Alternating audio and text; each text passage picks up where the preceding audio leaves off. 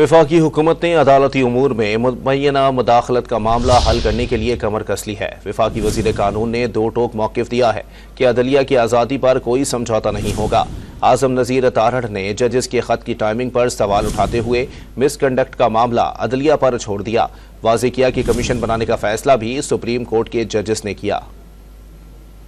वफाकी हुकूमत ने अदलिया की आज़ादी पर कोई समझौता न करने का दो टोक मौक़िफ़ दे दिया। वज़ीर कानून आज़म नज़ीर तारड़ के मुताबिक वफाकी काबीना की मंजूरी से कमीशन बनाकर जजेस के इल्ज़ामात की किसी नेक नाम जज के जरिए इंक्वायरी कराई जाएगी। अदलिया की आज़ादी पर किसी किस्म का कोई समझौता नहीं होगा।